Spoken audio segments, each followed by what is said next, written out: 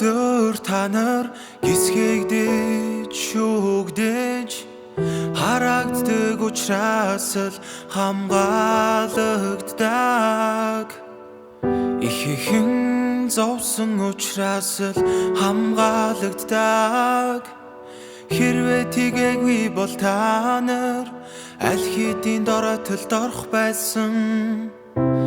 Энэ нь та нарт зориуд хүндрэл учруулж байгаа хэрэг биш.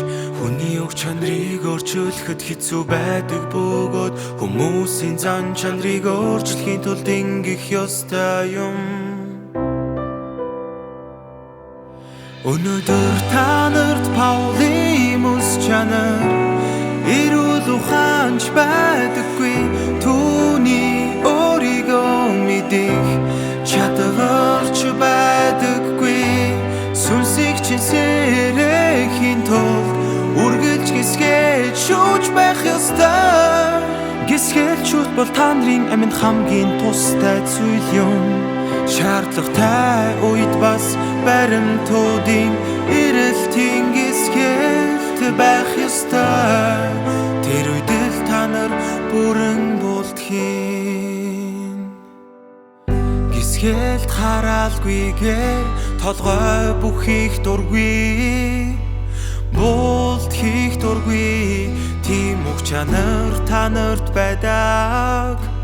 Нүдний чинь өмнөх баримтгүйгээ ямар ч өрнөлөө байхгүй байх болно. Та нарын ясчуудаг хэтэрхий дорд агаад үнцэнгүй.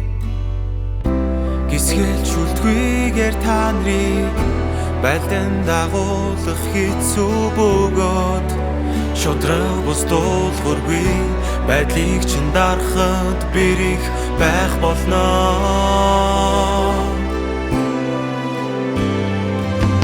Хуучин уг чанар чинь маш гүн үндэслэн байдаг. Хэрвээ та нарыг сэнтидээр тавих юм бол та нар орчлон ертөнцийн өөрийн байрыг мэдэхгүй. Тэр ч бүхэл хаашаа чиглэн явж байгаагаа ч мэдэхгүй. Та нар бурханаас ирснэж мэдэхгүй юм чинь. Бүтээгчийг яаж мэдэх юм бэ? Та нар бурханаас ирснэж мэдэхгүй юм чинь. Бүтээгчийг яаж мэдэх юм бэ? Өнөөдрийн цагаа олсон гисгэлт хараал байгаагүй бол чиний сүүлчийн өдөр аль эрт ирчихсэн байх байлаа. Та нарын хувь заяаны талаар ярихын ч хэрэггүй. Бүр чих аюул занал хийлж байгаа босоо.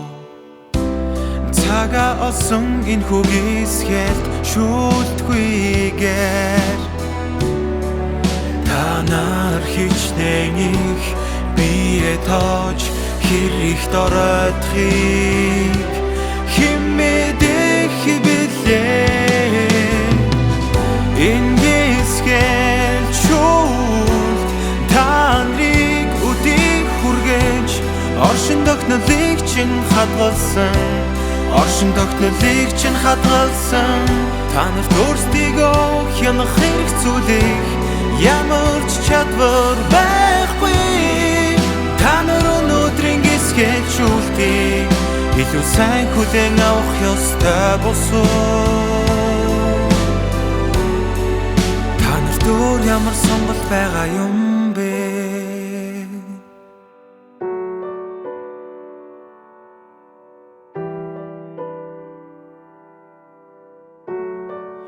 Та нарт өөр ямар сонголт байгаа юм бэ?